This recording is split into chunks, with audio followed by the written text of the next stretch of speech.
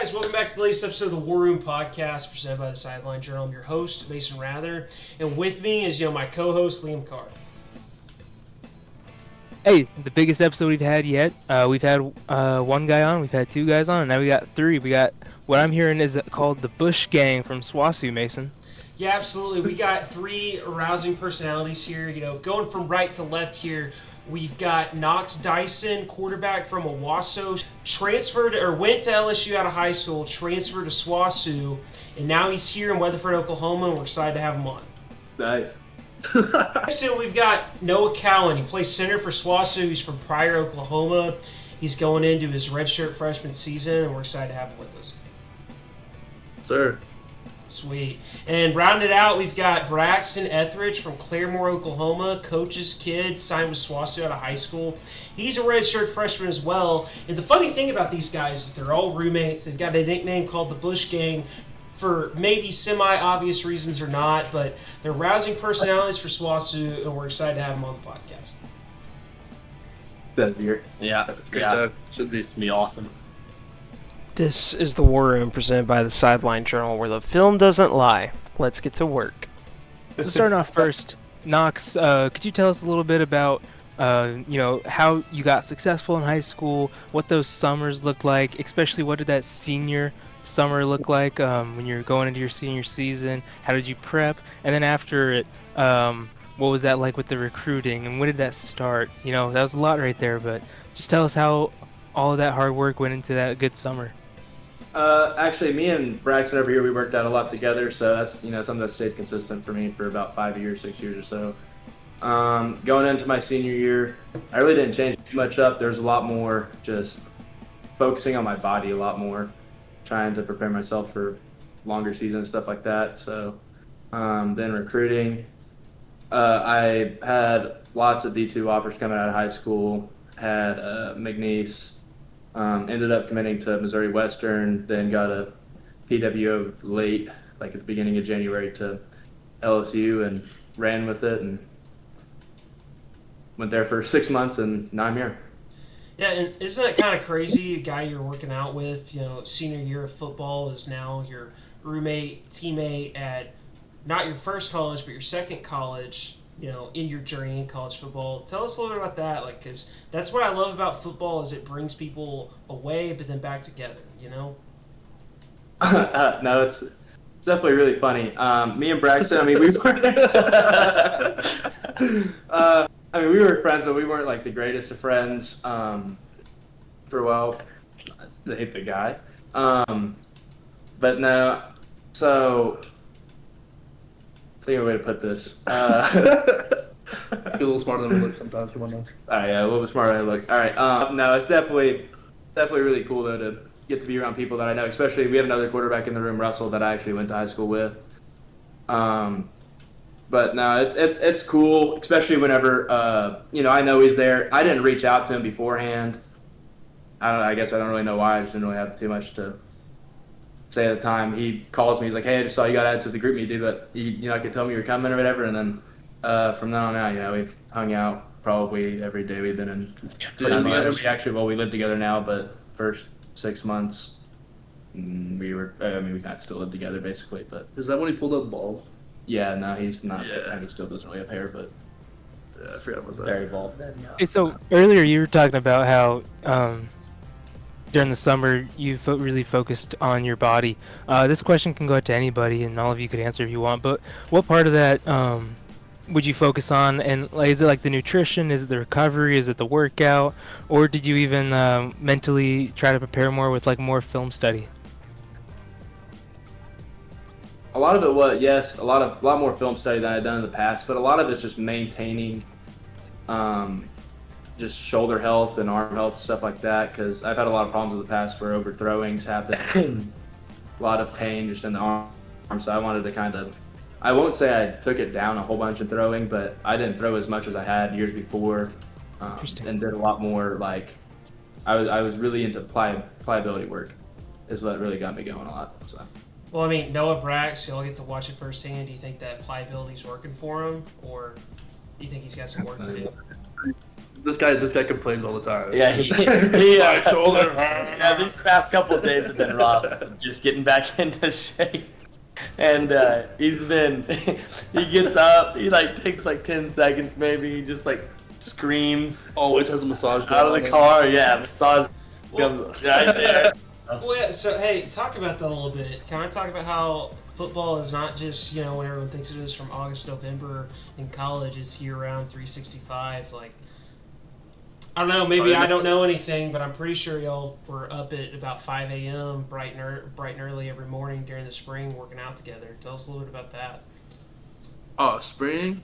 Nah, it's just a blur. I don't remember. I was a zombie getting told where to go. There was anything beautiful about it or simple? There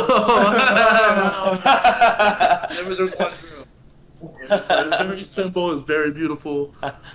I think I don't know. I think it's kind of fun getting it's not necessarily fun getting up in the morning, but when you get up and you get to the locker room and you get out to the field and you just see the guys out there, it makes it a lot better than being out like running by yourself or something. I don't know. It's just it's a lot more fun having dudes out there with you. It just makes it a little more. I will say it's a lot more quicker. It's a lot more fun to wake up now that we all live in a house together. And Yeah. First day, on the couch. Noah wasn't answering us, and we were banging on his door as loud as we could, and then finally walked out. But no, he was awake. he was lying to I was us. trying to give him the silent treatment. I was trying to get him with a surprise, you know. It didn't work. But I will say, on the spring thing too, even when you come out there on most days and you're just like, man, I've been running all week, I'm tired. And then you look at your group, that's your team, that those are your guys that you guys are working together, all tight knit. It just brings you up and you get ready to roll pretty quickly. Yeah. I've been in college football for a year now, and y'all are going into year 2 of it. I mean, where would you say you're at now from when you originally showed up to play college football, and now you've gone through a spring, you've taken some of those lumps, and you've gotten closer with the team? It's like you said, you live in a house now together. What does it look like for you kind of going into year 2? How have your habits changed? What does it look like? I'll say first thing, a big change for me, Braxton was my high school rival. Hated this guy, and now we're living together. Still do. Still don't really like him, but we live together now. But it changes a lot, especially I think the biggest jump from high school to college as far as getting ready is the mental change, the speed of the game. It's just different. It's faster. Everyone's really, really good. All around, especially in high school, you have your dudes and then your average people, but when you get up here, everyone can go, everyone can play. So I think that changes a lot of things, and you have to learn how to pick up the speed and move yourself faster mentally and physically. And then also for me, especially the nutrition, I've had to change that a lot. How? Wrather can attest to this. Maybe not the biggest O-lineman ever, potentially the smallest one. So the intake that I've had to take in college versus high school has increased quite a bit. Yeah, because I mean I can see that from my perspective, where wins and losses happen in September, October, November. It happens what you're doing January through July, what you're eating, how you're taking care of your body, what you're doing in the weight room. And I think you guys do a good job of it. I mean, some guys are not going to be 280, 290, 200 pounds O-linemen. Some guys are not going to be 220, 230 quarterbacks. It's all about, are you maximizing your potential? And I know, at least for the 3 guys in there, I feel like you'll do a pretty good job of it. Y'all can tell me if I'm wrong if you want to. Just remember it's recorded and your teammates will know. So.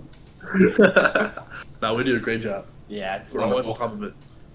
I mean, we're big energy guys, so I think everyone. Yeah, I do take the claim of the glue guy. Well, Yeah, That's what I heard. the glue guy. The O-line glue guy, I'm telling you. Any problem comes up, I'm there to solve it. We stick Brax, together. what do you think about that? You think that he's the glue guy for the line room on the outside looking in? No. For the O-line, potentially, yeah. I mean, but he's up there. for the O-line, I wouldn't say for every position, but I could, I could see it. I mean, personality. You told me Cal's not the glue guy. No, Cal's not the glue guy. I would give it to Cowan, Well, someone that just watches the NFL, watches college football on TV, they don't really know the inner workings of a football team unless they're in it. I think it's really important to talk about it, and I think Liam would agree. You know, he's played college football himself, football his entire life. That bond that you have with teammates is real. You know, Liam? Yeah, I wasn't so much of a field guy. I was definitely trying to be a glue guy. So I don't know, just what I gotta say with that. Maybe we could talk defense since we got a bunch of offensive guys in here. Let's shine some light on some defense. Hey, so last year, Logan Monroe led the team with tackles and sacks. He's gone now, so who's stepping up to replace him? Yeah, we definitely got a couple of returners though. Pipe Loco, I mean, that dude, he's from Panama. He's hilarious. He's crazy. He's loco for a reason. Yeah, we call him Pipe Loco for a reason. He's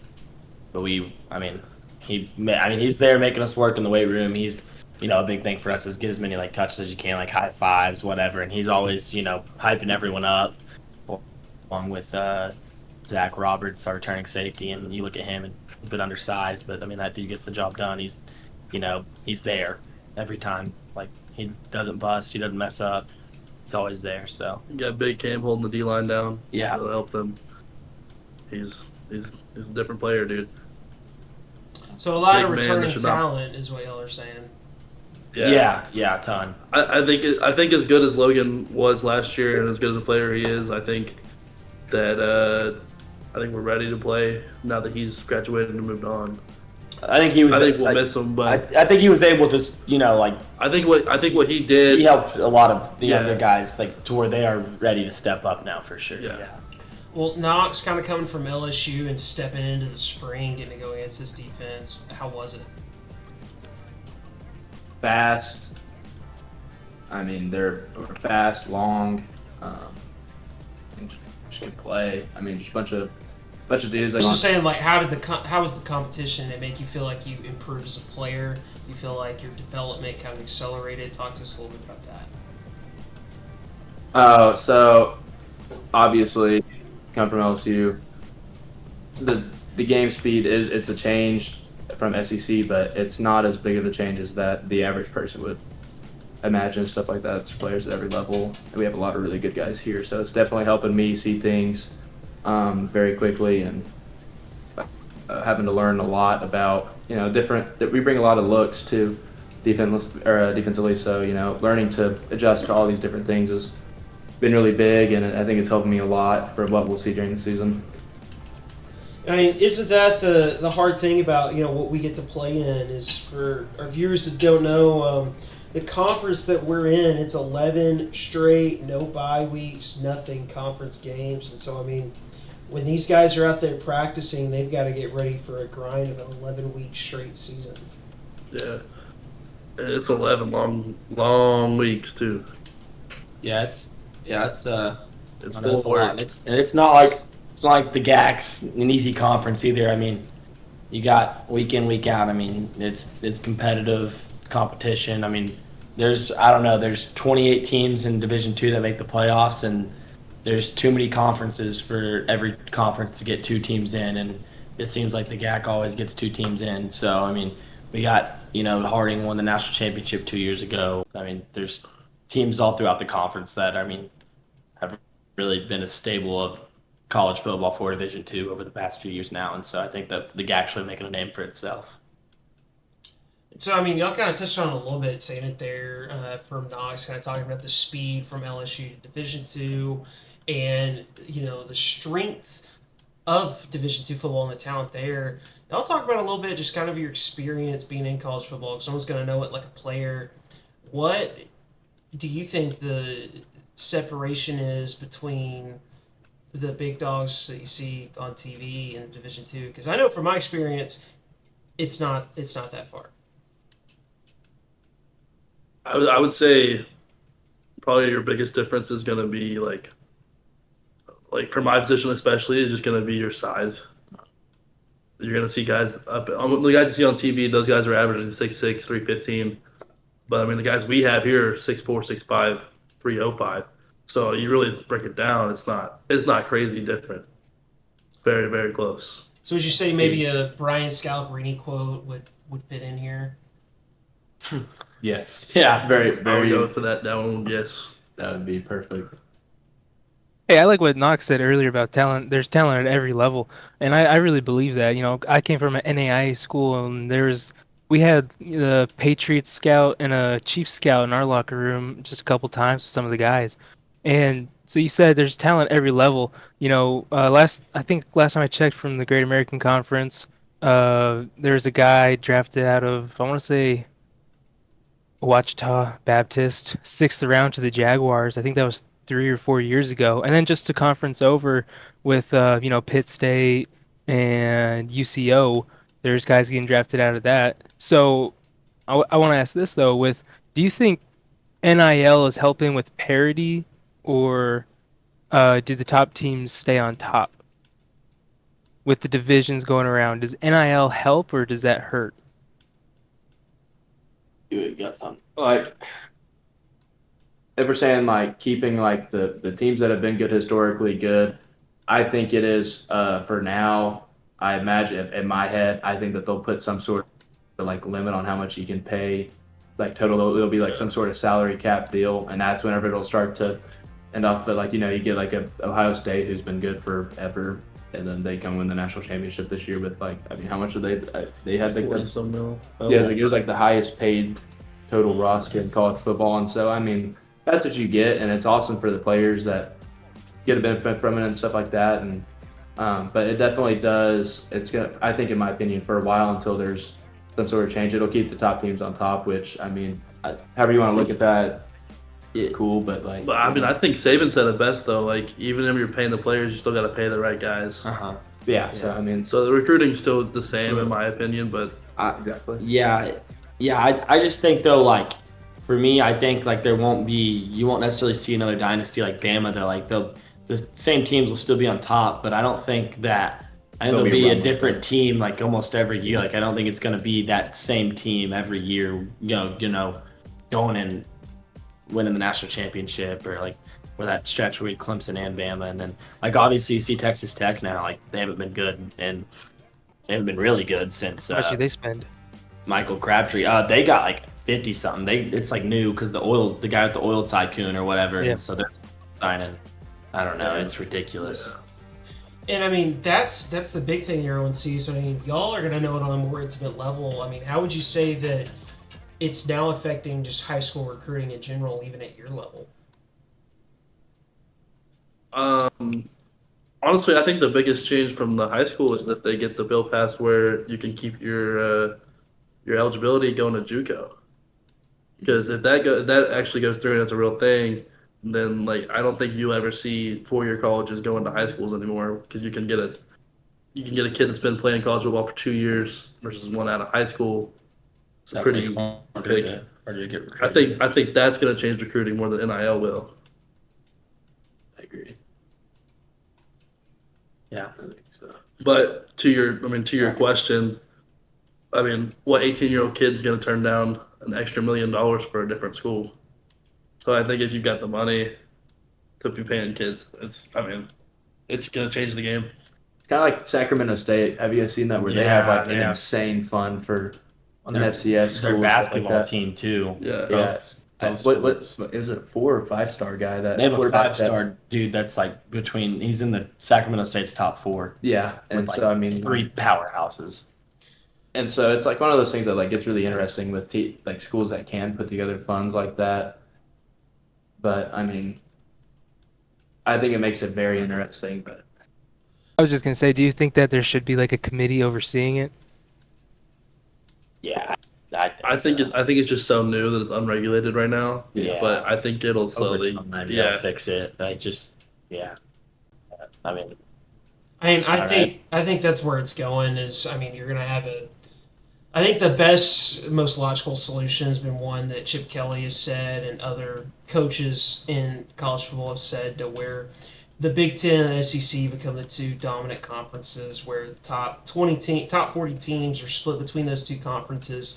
It shows itself up as a minor league to the NFL, and they pitched the idea of like a club team. So people that don't know, like Major League Baseball, its history is they started out as club teams associated with higher learning institutions before they separated away. And so, I mean, what you could do is have the Alabama club football team that's loosely associated with the university, but then has their own contracts, has their own organization set up. And I mean, we can look at our home state in Oklahoma. I mean, they have an entire front office scouting department and a general manager in the state, which is just kind of wild to me.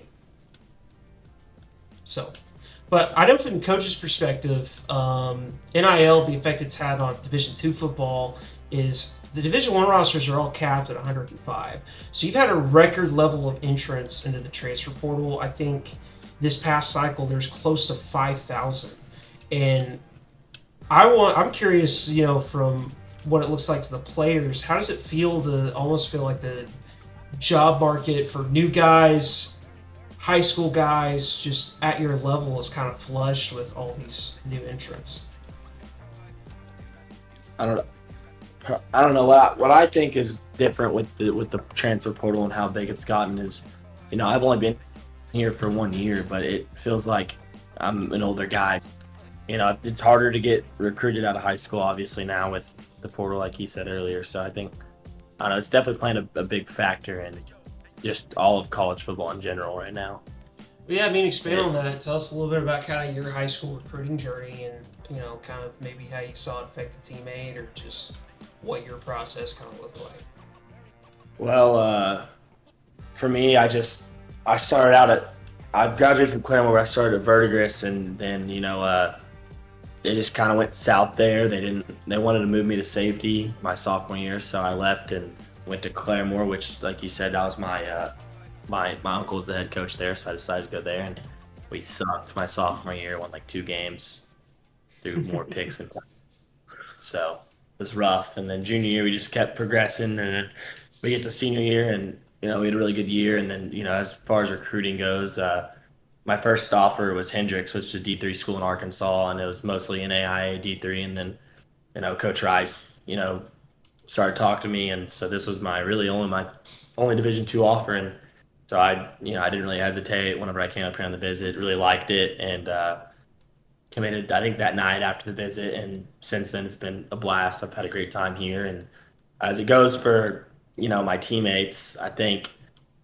we had a receiver that was a stud, and he had one FCS offer at a high school and a bunch of Division II offers, but he was a 4.3 guy, and I just think, you know, I definitely thought that he was going to go D1, and he didn't. So I thought that was, you know, partially because of the portal.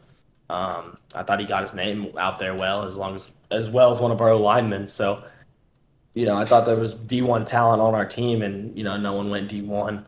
So, and like you said, that has to do with the transfer portal and just, I don't know, just experience, because it does play a major role in football in general, high school, college, whatever, NFL. So, you know, coaches definitely factor that. Yeah, you mentioned something about loving it up in Weatherford. I mean, for all I don't know, SWOSU's in Weatherford, Oklahoma. Y'all tell us a little bit about, you know, like that you're comfortable telling kind of about your experience in Weatherford. How's it been, you know, being here? Just laughing. No. It's been pretty fun. I mean, to the outsider, it looks like another small town, but you live here long enough, you figure out things to do. What's that one? Cordell Park? Yeah, we like to go play pickleball. Pretty fun. No, I'm talking about the. I always woke up on them. Yeah, So we play pickleball at Raider. Yeah, pickleball. We found this park with like a dope swing set. Oh yeah, we'll go. Yeah, we drive around sometimes. Yeah, we like to hit the drives, listen to some music. Yeah, we kind of like just see the surrounding towns. I mean, we're all from the east side of the state, so it's definitely different for us out here. It's really flat. Very. No, not a lot of trees. We kind of sometimes we cheer when we see hills. There's There's a small celebration that happens every time. There's one on the drive that we usually take. Let's go climb that one day, guys. It usually comes out, please. No, I really loved it. I grew up in Tahlequah, Oklahoma, which is a very similar sized town with a Division II school in it too. Yep. Go River So, Hawks, I mean- baby. Woo! So it feels a lot like what I grew up in, and of course I found a lot of great people here that I hang out with and stuff like that. So not either one of these. That means a couch- lot. Oh, okay. That's why. How far is OK from? Yeah, I knew that was coming. But also, it being a small town, it's got the same small town feel. Like the community is really, really strong. Like we eat all the time as a team, and it's always paid for by the community brought to us.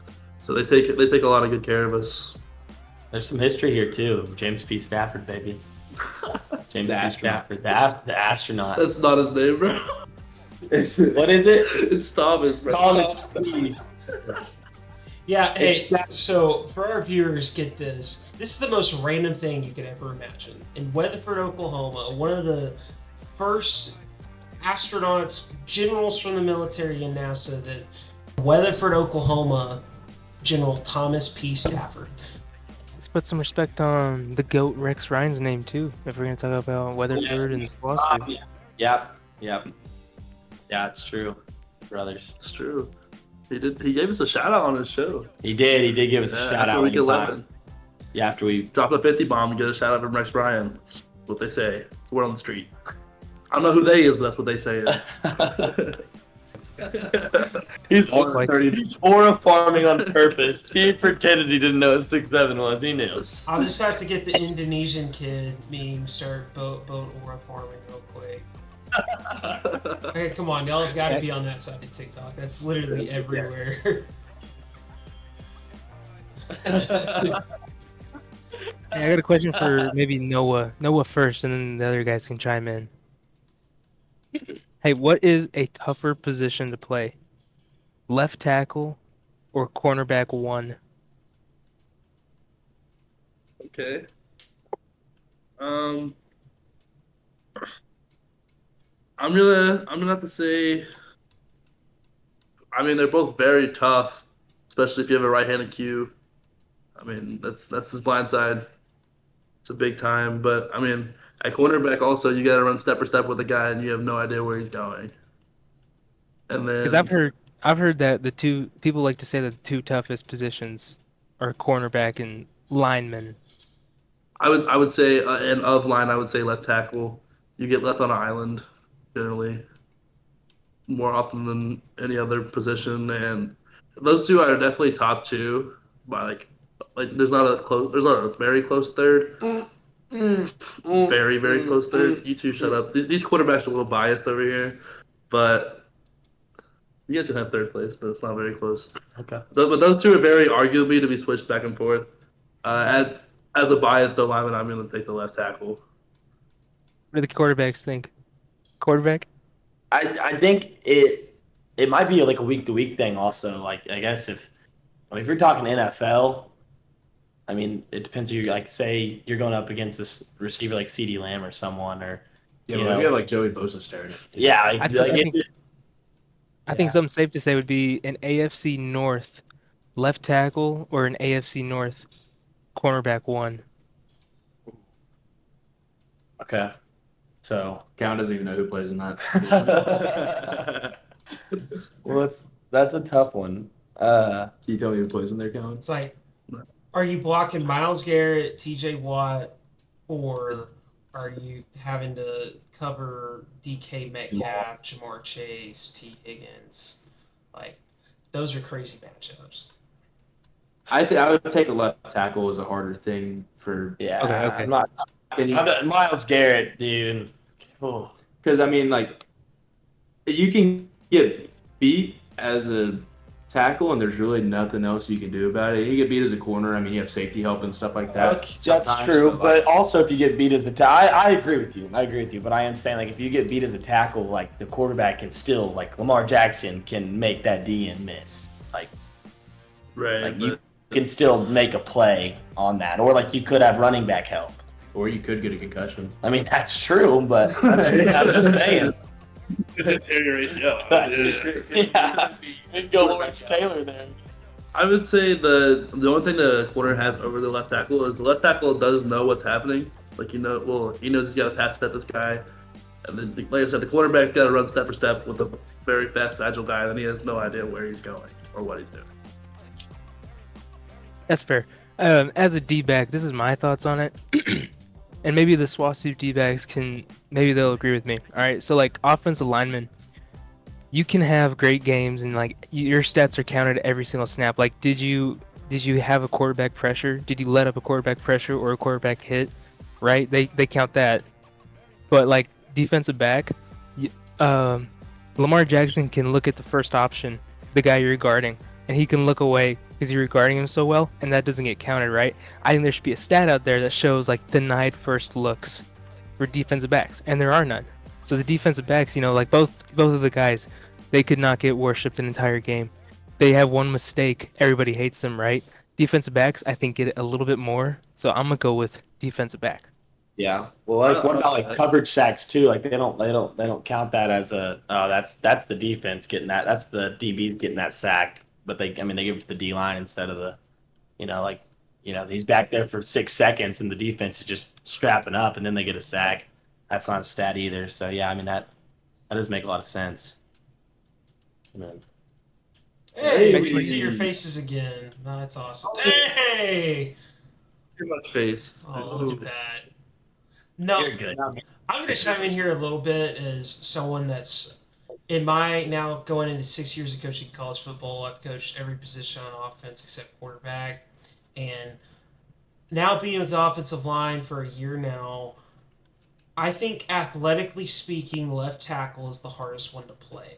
But actually mentally getting the offensive line right, it's got to be the center for having to get the offensive line where they need to go, where they actually need to block, their aiming points, and more importantly, they touch the football every effing play.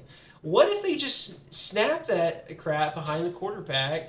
And we saw it famously to start off the Super Bowl against the Broncos and Seahawks. Just snap it to the back of the end zone, and the Seahawks are up 60-0 before it starts. So, I don't want to macro level it down to just quarterback one or left tackle, because if a safety falls asleep or trips, that's a touchdown. If the center decides to call a 4-2 front to a 3-3, you're effed. I think for sure what it is it's O-line or defensive backs. And I think pretty much everyone in football will agree with it, because if anyone on those units is effing up, it's turnover or touchdown. There's no in between. I agree with that a lot, especially getting moved over to center from tackle. It was a lot to take in. I also may have been the guy. Talk to us a little bit about that transition, kind of like going from playing on the outside. I think it was really good for me. Like I said, I'm a little bit smaller, not as fast. I was struggling on the outside. I could handle myself a lot better on the inside. Like I said, it's a big mental change because you're responsible for all 5 guys. So even if one guy he slips up, it's on the center. Even if he just messed up, went the wrong way, it's on the center. You got to get everyone right, get everyone going, and then especially playing our defense, like Coach Wrather said it earlier in the pod too. They change up their looks quite often, so you have to be prepared for whatever they roll out there, and just kind of be able to roll with the flow. And you being a center and 2 quarterbacks are your roommates. Talk to us a little bit, maybe Braxton Knox, that relationship between a quarterback and the offensive line and the center going out there every play. I think from an O-line's perspective, I think that they are definitely willing to block for you a little bit more if they like you. Like if you're got a great attitude, you treat your alignment with respect. Like obviously, like those dudes are fighting for their lives for you, like so you don't get hit. And so I think that just respect towards the O-line does go a long way for Saturday nights, or Saturday, during the day, whatever. But Saturdays, game day. I just think if you have a closer relationship with your O-line, I think that does go a long way to how successful you're going to be whenever it comes time for game day. And so, that goes for every position. But I just think that that is like a truly a little bit of a special bond because those dudes are like I said, they're fighting their asses off for you. So Well, I think that's a pretty good spot to kind of leave, talking about college football and kind of where y'all are at. I feel like that's a really good insight into the day-to-day of what y'all look at. And I kind of want to transition this down a little bit, talk about NFL football. It's kind of what our viewers would love to hear about a little bit is one, y'all talk a little bit about what y'all like to watch on Sundays, maybe some of your favorite players, favorite teams, a hot take you might have. We'd love to dive a little bit of what a college football player thinks about the NFL. So you guys. well, personally, I am more of a college football guy myself, but that's more of an atmosphere thing for me. But when it comes to NFL, I personally, I'm a 49ers fan. It pains me the past, decade and a half now. Watch them lose 3 Super Bowls, all 3 heartbreakers. And now we just signed Brock Purdy to a massive deal. And I like Brock Purdy, but I don't think. I'm sorry. I think I've cried myself to sleep a couple times now. He's definitely a game manager. I think he's a good quarterback, but I mean he's in a great system. We still got some dudes, but Debo's gone now. We're just gonna fight to make the playoffs this year. Hopefully, I'm hoping, but I'm also an OU fan. So at heart, I love Baker Mayfield. Knox does too. Noah does too. I mean, that's my dude I grew up on. Like that's my favorite player. So we all follow him as well. I gotta go watch him play in Dallas last year. Unfortunately, they lost, but I guess my hot take is we were kind of talking about this earlier. I think Baker Mayfield is a top 5 quarterback in the NFL. I think I'm putting him at 5. We talked about it. We don't think that there's anyone. We couldn't name a 5th one that was better than him. So I think that might be a hot take because he is a very hated player. But since y'all talked about it, rank your 1 through 5. Go 1 to 5. Ours is a little bit different. You go. Oh, you want me to go first? All right. All right. Personally, I think Josh Allen's the best quarterback in the NFL. Okay. I know he loses some playoff games, but his defense doesn't show up at all when he needs him to. So I'm going Josh number 1. This is just personally I'm going off of just like current. Like I'm not going off of like how they've performed in like if I was to take a quarterback now, I'm taking Josh Allen 1. I'm still taking Patrick Mahomes 2. I just don't think that he has the dudes offensively right now that are for him. But 3, I'm taking Joe Burrow. Joe Burrow. I think he's a stud. His defense sucks. They did not like that answer, dude. They don't have to. Not like Joe Burrow. You're missing someone. You're missing someone. I hope he's at 4. He's at 4. I'm trying to think now. Am I missing Lamar? Oh, he's my number 2. He's not. Yes. Yeah, I have Lamar at 4. I do think Lamar's a very good quarterback, but to me, he's always, I don't know. He's definitely proved a lot of people wrong, like saying he couldn't pass the ball. They're saying he's not going to throw the ball, and obviously he can. But he's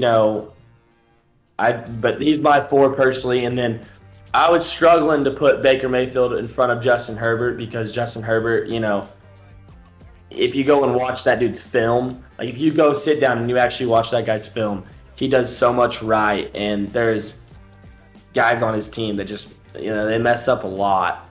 And if you really break it down, like he does almost everything right. And so, but at the end of the day, he's not winning. Baker Mayfield's winning. Like he took the Browns back to the playoffs. And he, comeback player of the year with Tampa.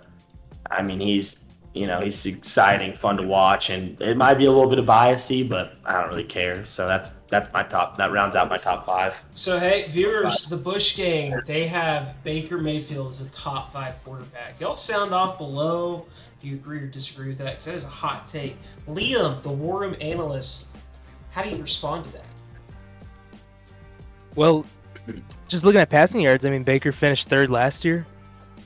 that's really good. And Joe Burrow had an insane year, so take out that outlier, Baker would have finished second, right? But I kind of agree with that. Top 5 as a Packer fan. Jordan Love, I don't think he should be paid that much. He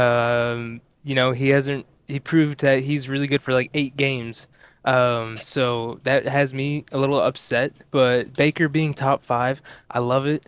Mason and I think I don't think it's come out yet, that episode, but we have Baker hot take MVP candidate. And for this next year, look at his weapons, look at his running backs, look at his defense. You think all that's gonna help him get a candidate spot for an MVP? He finished 3rd last year. What's stopping him from improving? So, I love it.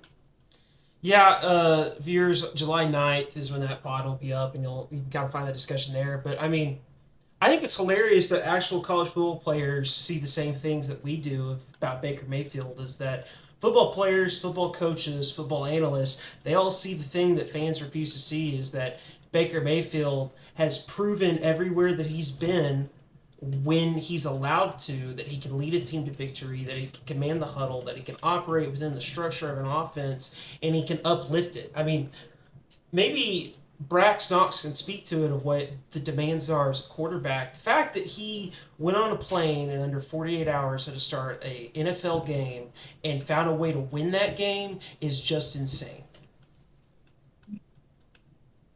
Yeah, I don't. Yeah, that's. That was ridiculous. I remember watching into that. I do too. That was weird. But me and my dad were losing it. Like imagine landing here and playing on Saturday. Like you land here Friday and you play Saturday. Yeah.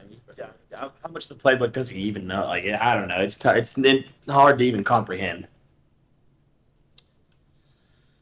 It's probably weird as a call plays and be like, what does this guy actually know in the first 36 hours that he's been here? He's wearing our jersey, and Walford wasn't cutting it, and get in there. He's not cut then. There's also the fear, like that's what they all say all the time. It's the field general. They say that all the time. But like, how many times do you see a tight end supposed to be standing up and then he's on the stance, or the X on the wrong side?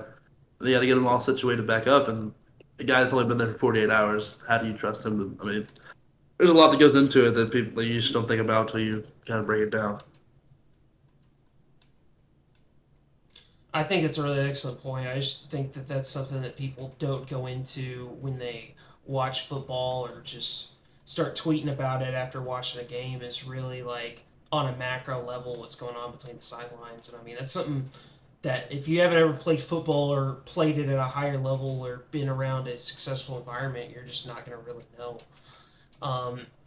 So kind of looking at that, and having Baker Mayfield there, I mean, would it be easy to say that y'all would agree that you think Baker is going to have an MVP season?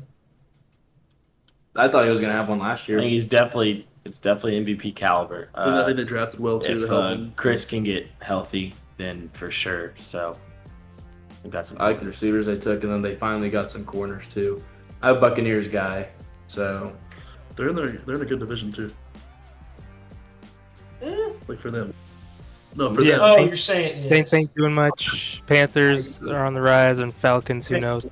Hey, but I think what helps the passing game is a good run game, and Bucky Irving, and your running back 2 is Rashad White, and that's a really good running back too. So, I think Baker's got a lot going for him. Tristan Wirfs at the tackle, like the line's better. Run game finally opened up this last year. I agree. They're definitely on the rise. The thing about Baker in college, they had a good run game, let him free up, let it started slinging it around. Did we get prime 2017 Baker back? Maybe. We'll find out. Hey, we talked about when Baker suited up for the Rams, have been on the team for like 36 hours.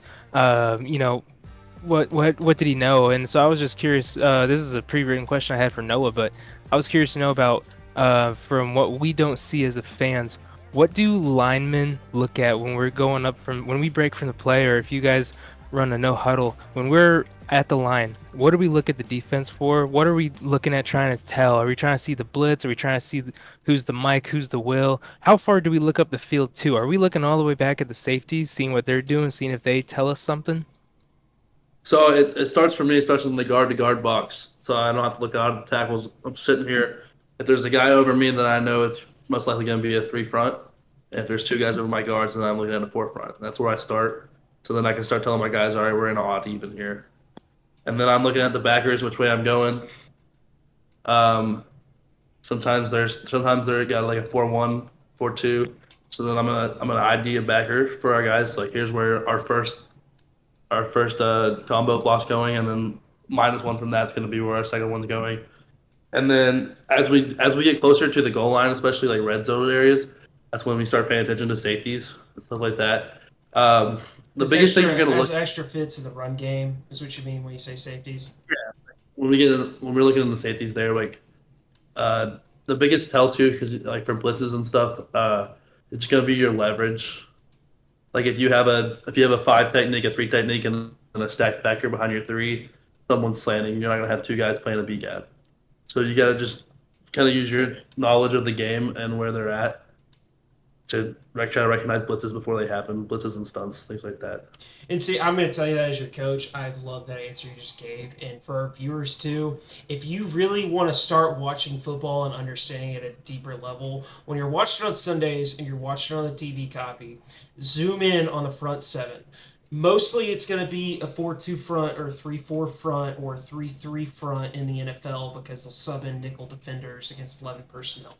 But when you watch it, look at the guard-to-guard box. Is it an even front or is it an odd front?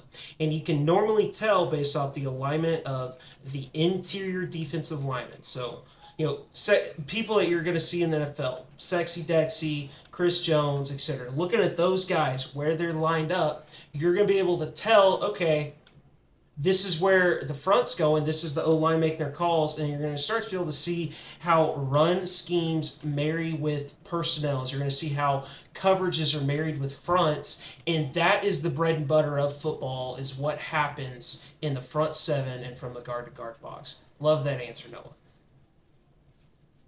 Getting smarter. Who would have thought? Not me. I'm gonna take it from a smart guy, Liam, here, and ask the same question to Knox. From a quarterback, you step up to the line, you've seen the play, you've made your call. Where are your eyes going? Pass game, I mean, it depends on concept, whether your first read's going to be going to corner, safety, tally defenders. I mean, we have some that I ran before where you even start with linebackers. Not even really getting into anything scheme specific. Let's just say you're running 4 verticals. Okay, I think that's universal. Everyone knows what 4 verticals is. Okay, you step up, you're looking at a 2 high safety coverage shell. How are you reading it? 2 high, we're going to go to our, honestly, if we're going straight 4 verts and we're 2 high, probably going matchup side. If we have somebody that's going to be running the bin route, then we're going to work to that side and just try to play numbers with the safeties here and see, then you also peek outside to make sure the corner, then cut their guy because that's where you get your free touchdown, stuff like that. If you're getting just true cover 2, then safety hooks on with one of them, and that's where you get your busted plays. But out of 4 verts, I mean, there's really just reading just where the safeties are going to end up at. I mean, because you get 2 high shell pre-snap. I mean, a lot of teams will rotate. Now you're looking 2-on-1 fast break against the safety. I mean, it's all about numbers games at the end of the day and pass game. My high school coach, Bill Blankenship, always told me it's just math. So Brax, would you agree with Knox? Is it a math game pre-snap? Yeah, I mean it's pretty simple. Like if you have a mirrored concept, it's standing on both sides. I mean, I'm gonna take the side that Jimmy's and Joe's. Yeah, exactly. Less guys on. Sometimes it's a matchup thing. Like I saw this guy in film. He sucks. We're going to him. He's on our best dude. So I mean, yeah, I completely agree. And I mean, again, I think that's, a really excellent point. A lot of people want to talk about, oh man, the NFL is so just vastly complicated. There's no way I'll ever understand it. Well, sometimes it comes down to, hey, I've got Justin Jefferson on a rookie corner. I don't care what they're running. If that guy is off and inside, I'm tagging a comeback and I'm throwing it.